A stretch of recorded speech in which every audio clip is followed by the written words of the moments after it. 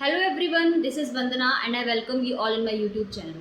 सो जैसे कि आप लोगों को पता चल गया होगा, यूपी जीडीसी का जिन बच्चों ने एग्ज़ाम दिया था उसका रिज़ल्ट आ गया है। तो जिन बच्चों ने प्रीलिम्स क्वालिफाई कर लिया है उनको आगे मेंस की तैयारी बहुत ही जी जान से कर देनी चाहिए, ठीक है। क्योंकि जो हमारा एग्ज़ाम है वो 24 सितंबर को है, ठीक है। 24 सितंबर को हमारा एग्ज़ाम है और आज अगर मैं कहूँ तो आज हमारी 8 अगस्त हो चुकी है, ठीक है।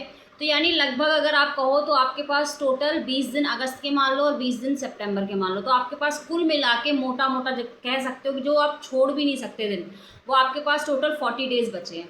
यानी आपको अपनी पूरी तैयारी इन 40 दिनों के अंदर पूरी समेटनी है। आप कैसे करोगे उसकी एक छोटी सी स्ट्रैटेजी समझ लो या फिर छोटा सा एक गाइडेंस समझ लो। अगर आप उसको फॉलो करोगे तो शायद आपको एक एज मिल सकती है अपनी प्रिपरेशन में, ठीक है।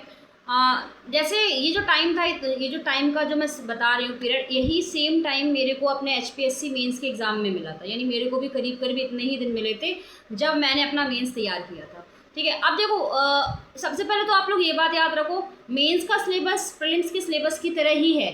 यानी आपको कुछ नया नहीं पढ़ना। आप जितना प्रीलिम्स में पढ़े हो वही चीज़ें आपको अब क्या करनी है, मेंस में आंसर के रूप में लिखनी है। ये चीज़ तो क्लियर रखना पहले कि कोई नया सिलेबस नहीं है हमारा, वही सिलेबस है हमारा जो हमारा प्रीलिम्स में था।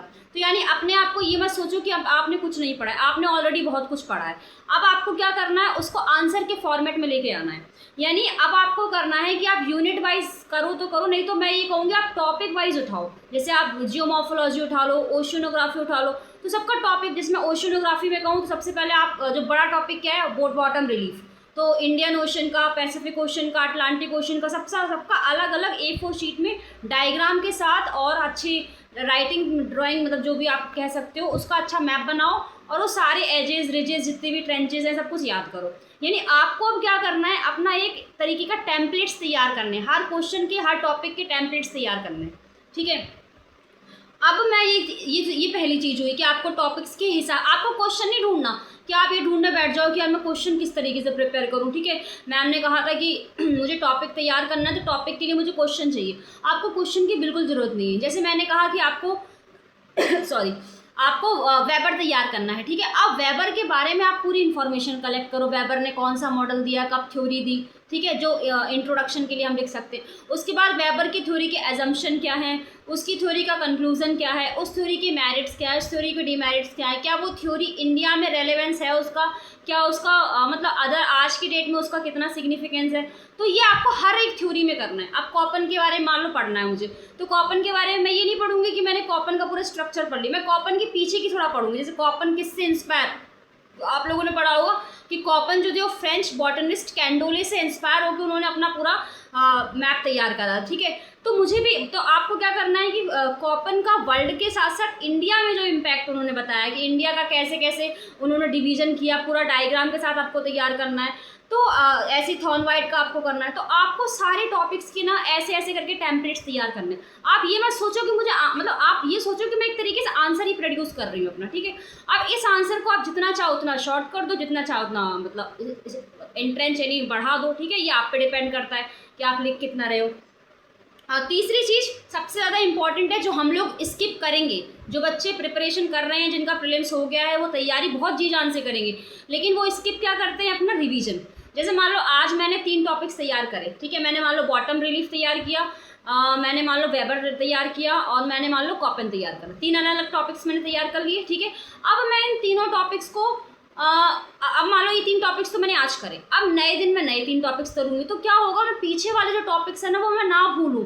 तो इसके लिए मुझे डेली बेसिस पर रिवीजन करना होगा। यानी आप आज से एक डायरी बना लो अपनी कि आप मतलब खुद से लिखो। मैं तो ये कहूँगी एक पेज ले लो और उस पेज में आप ऐसे करो 1 से लेके 40 तक, 40 डेज है आपके, 1 से 40 तक 40 दिन लिखो और उसके सामने लिखो कि आपने आज कौन कौन से टॉपिक्स तैयार करे। जब आप सेकेंड डे में जाओ ना तो फर्स्ट डे का रिवीजन करो, जब आप थर्ड डे में जाओ ना तो फर्स्ट और सेकंड डे का रिवीजन करो। तो आपको रिवीजन के साथ साथ करना है। जैसे मान लो फॉर एग्जांपल आप 20 डेज में आ गए, तो आपको 1 से लेके 19 तक का सारा रिवाइज करना है। ये बहुत टफ होता है बच्चों के लिए करना, लेकिन ये करोगे तभी जाके आपको बहुत इंप्रूवमेंट मिलेगा और आपको ये बिल्कुल नहीं लगेगा कि एग्जाम हॉल में बैठते हुए कि यार ये क्वेश्चन कहाँ से आ गया, इस क्वेश्चन में मैं क्या लिखूँ। कभी कभी होता है ना कि क्वेश्चन आता तो है, पूछा उन्होंने रॉस्टॉफ का मॉडल, हमने पढ़ा है, हर चीज़ पता है, लेकिन अब दिमाग में ही नहीं आ रहा है कि इसका इंट्रोडक्शन कैसे करें।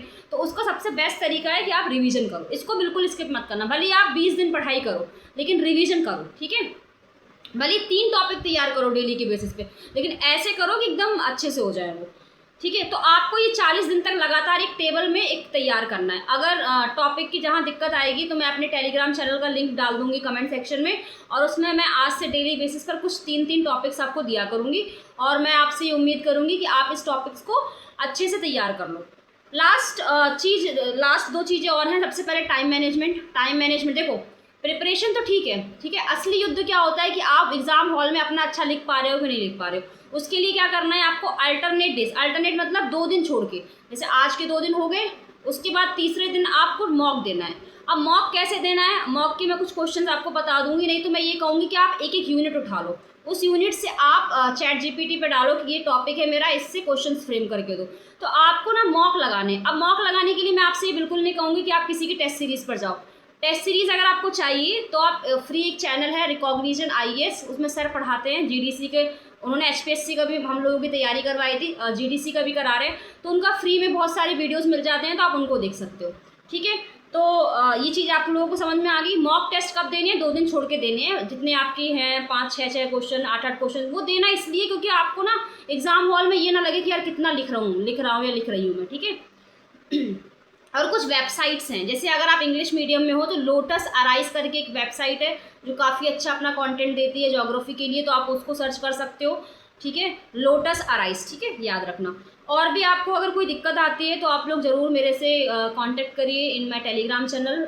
मैं कोशिश करूँगी कि आपकी जो भी क्वेरीज़ है उसका अच्छे से सॉल्यूशन दे पाऊँ, जितना मेरे से हो सकेगा, ठीक है। और बाकी मैं एक इनिशिएटिव ये ले रही हूँ कि जितने भी टॉपिक्स 40 डेज़ तक मैं एक टेबल बना के आप लोगों को शेयर करती रहूँ, ठीक है। बाकी आप लोगों को अपने लिए कहते हैं ना अंडरग्राउंड होना पड़ेगा, अपने लिए प्रिपरेशन करनी पड़ेगी।